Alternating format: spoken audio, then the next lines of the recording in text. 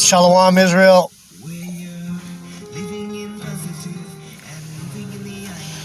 Shalom, shalom.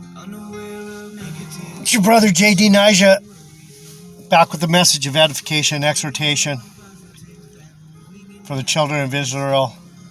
The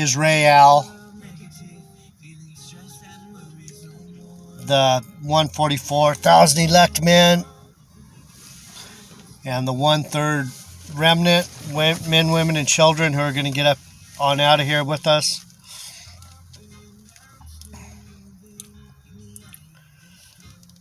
Before I get started, all praises, honor, and glory to Yahweh, Bahashem, Yahweh Shai, Bahashem, Rikakodash, Barakatah Yahweh, Barakatah Yahweh Shai, Barakatah Yahweh, Barakatah Yahweh Shai, Barakatah Yahweh, Barakatah Yahweh Shai HaMashiach. Greetings, welcome. Today,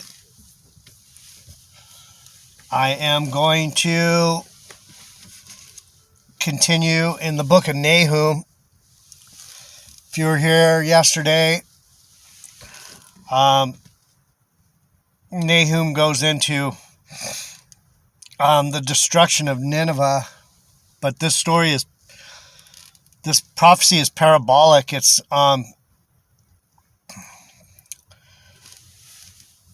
talking about the destruction of Nineveh, but it's also at the same time talking about the destruction of Babylon the Great, where we are right now.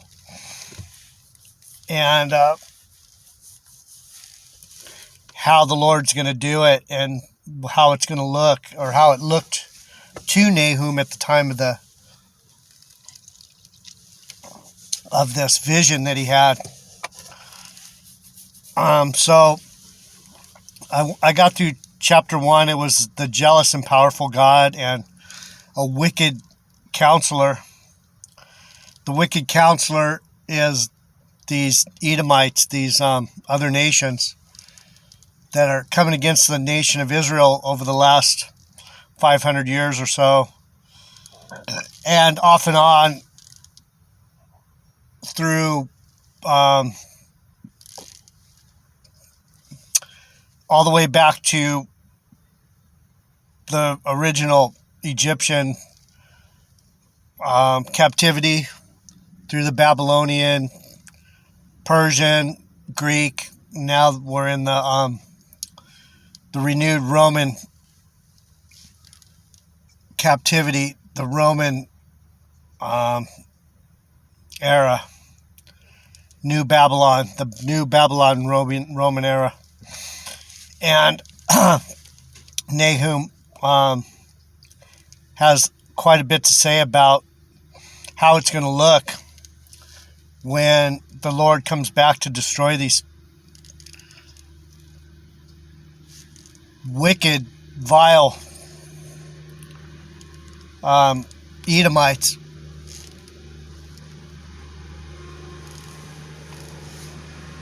Slakia, brothers, I hear. They're mowing again over here today.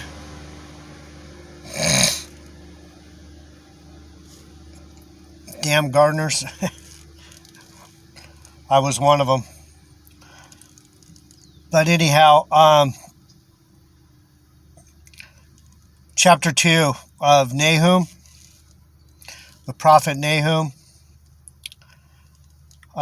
chapter 2, verse 1. He that dashes in pieces is come up before thy face. Keep thy munition, watch the way, make thy loins strong, fortify thy power mightily. So this is talking about the Lord coming back to destroy Nineveh and to destroy also these Neo-Babylonians that we have here today. These wicked, vile, ungodly beasts that are running and ruling this planet. Verse 2 of Nahum, chapter 2.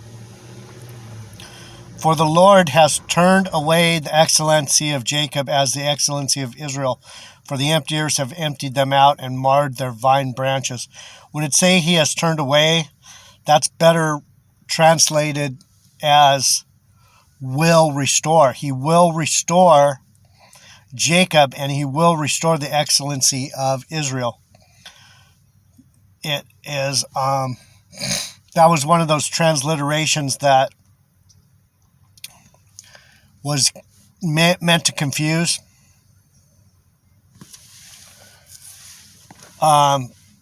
Us when we were in the darkness and we didn't know before we had this power, wisdom, and knowledge to break down these scriptures.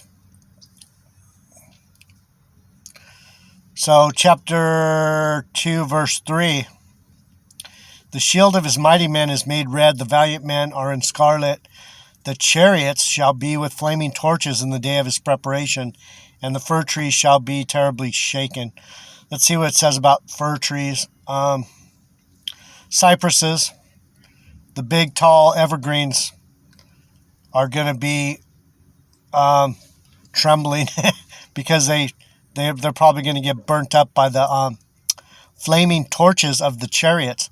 The chariots shall be with flaming torches. The chariots are the identified flying objects, the IFOs. We identify them because we know what they are. We know that the chariots are the what most people call UFOs. They're the vehicles of the angels. And when the Lord comes back, he's going to unleash these chariots on this land. And there's going to be, like I said, over and over again, they're going to have high-powered laser fire coming out of these chariots. And that's why it says the chariots shall be with flaming torches in the day of his preparation. These are the things that people, if this doesn't interest you, if this doesn't get you excited, you're probably a demon. You're probably going to be destroyed, because this is the truth, and this is the things that you got to imagine to be true. Otherwise, you will have no chance. Fir trees shall be terribly shaken. Terribly shaken is ruined. Ruined. Destroyed. Obliterated. Things like that. Verse 4 of Nahum chapter 2. The chariots shall rage in the streets. They shall jostle one against another in the broad ways. They shall seem like torches. They shall run like the lightning. So they're going to be so active. And they're going to be, let's see what it says about jostle one against another. Jostle, same thing, jostle. They're going to be so hard to keep track of because they're going to be flying every which way. Another in the broad ways. The broad ways are the roads. The way in which they travel is going to be hard to keep track of. They shall seem like torches. They shall run like the lightnings. You know how lightning cracks and you can't tell which way it's going? That's the way these chariots are going to come out of the skies, busting these laser beams all about. Verse 5, he shall recount his worthies. They shall stumble in their walk. They shall make haste to the wall thereof, and the defense shall be prepared. Recount his worthies is remember his majestic or mighty ones. That's the men of the Lord, the 144,000. and the 1/3 remnant of Israel, these are the ones he's going to recount his worthies. These are the ones that he cares about. These are the ones that he's going to defend.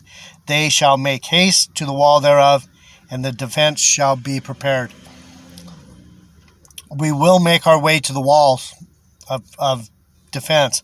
Verse 6, the gates of the rivers shall be opened, and the palace shall be dissolved.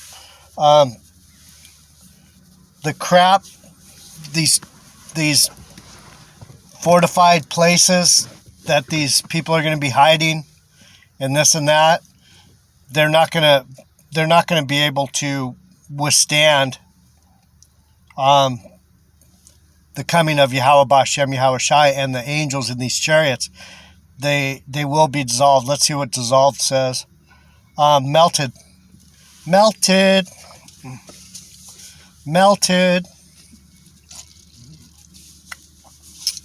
Slack you, brothers. I had to get a coffee drink.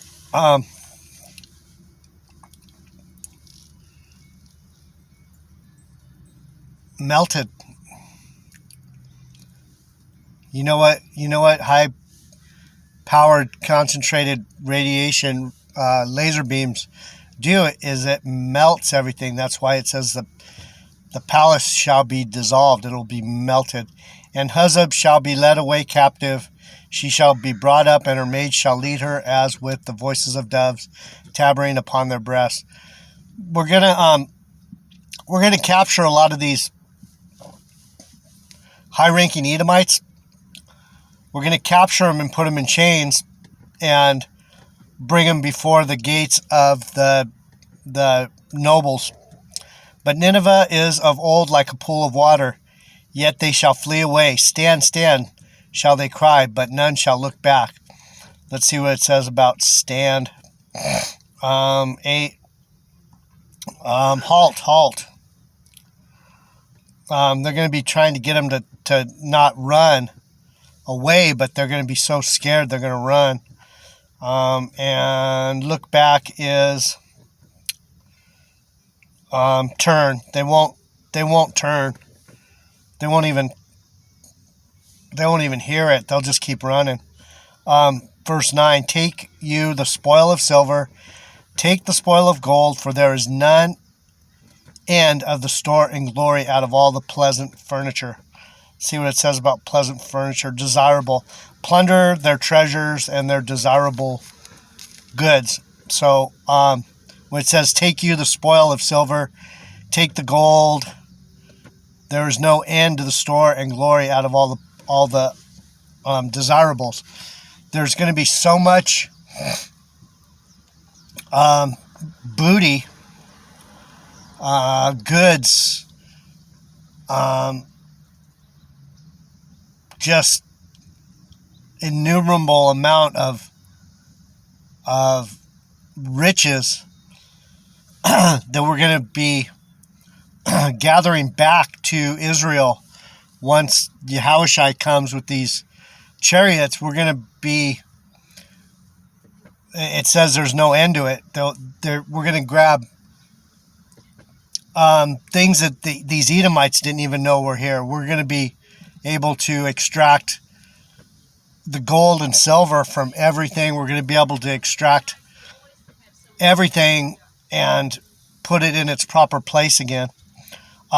10, she is empty and void and waste, and the heart melteth, and the knees smite together, and much pain is in all loins, and the faces of them all gather blackness. So, these people have put the name on the Israelites that were black Hebrew Israelites, where BLM were Black Lives Matter. But if you look at the word black is a derogatory term, because anything you put black in front of makes it bad.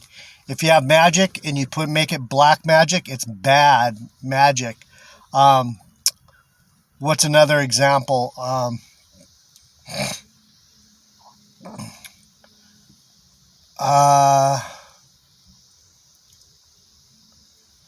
black heart. You have a black heart. You have a heart that has no love. You are you're black souled. Your soul is black.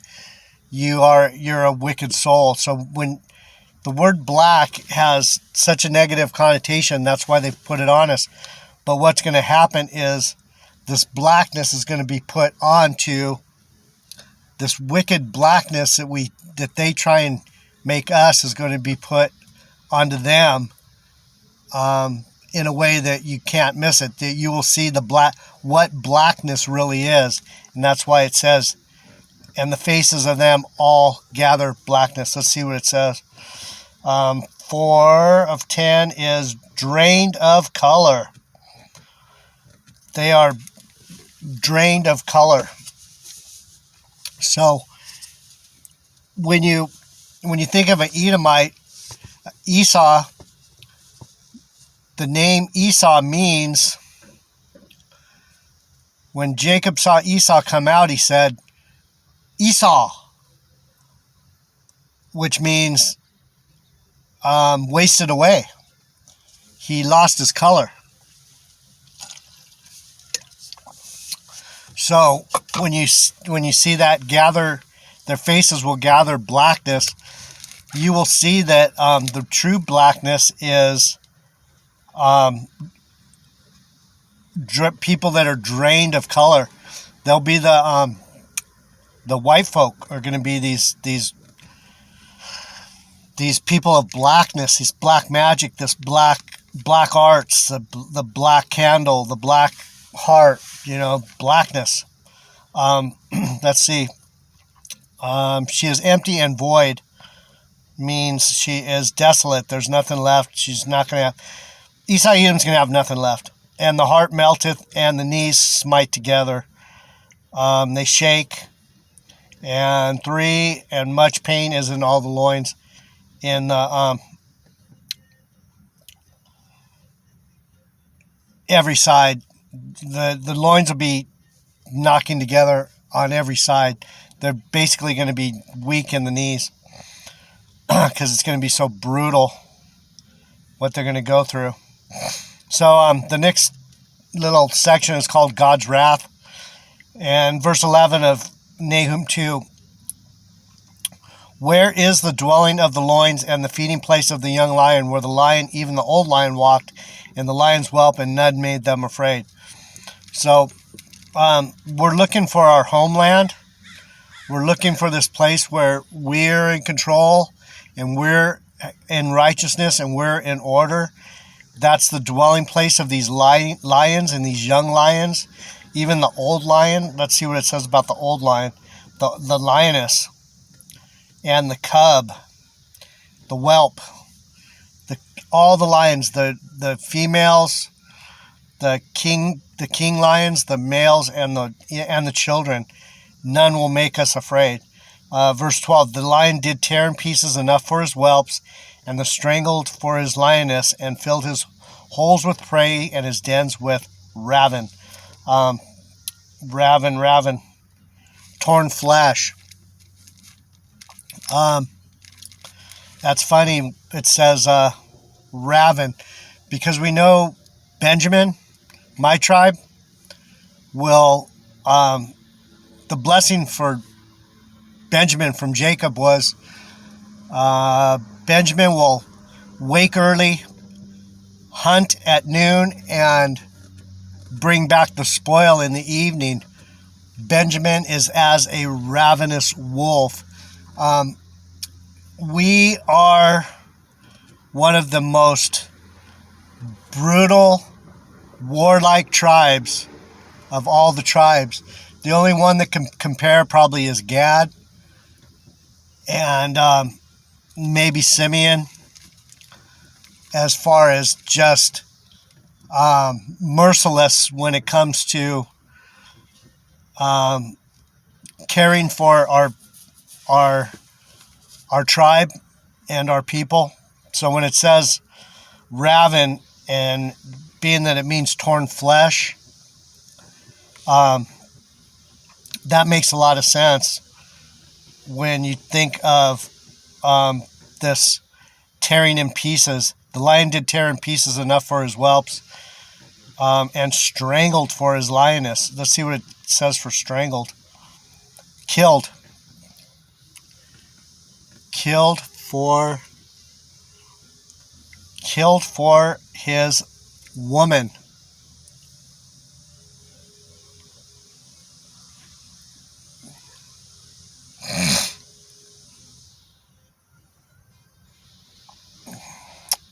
So, this whole family affair is going to come back into fruition with the coming of Yahweh Bahashem, Yahweh Shai. We are going to take everything. We're going to tear them to pieces. We're going to kill for our women, and we're going to fill the holes with prey. Let's see what it says about the holes. The caves. The places where we store this stuff up, the storehouses, we're going to fill up with all these goods that we're going to take back from Esau Edom. So the gardeners are coming. I'm going to finish up real quick because they're going to make a bunch of noise. 13, behold, I am against thee, saith the Lord of hosts, and I will burn her chariots in the smoke, and the sword shall devour thy young lions, and I will cut off thy prey from the earth, and the voice of thy messengers shall no more be heard. Let's see.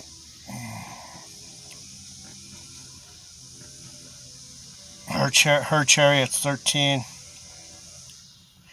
This is talking about the Assyrians or the Babylonians. They aren't going to be able to. The lion was the national symbol of Assyria. Here Nineveh is pictured as the dwelling of the lions. So that's it for today. Hope you enjoyed the lesson.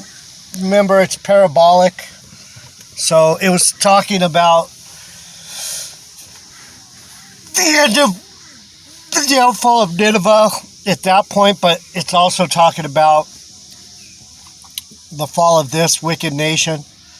So until the next one, all praises, honor, and glory to Yahweh, Ba'ashem, Yahweh Shai, Ba'ashem, Rakakodash. Till the next one, Israel, I love you. Shalom.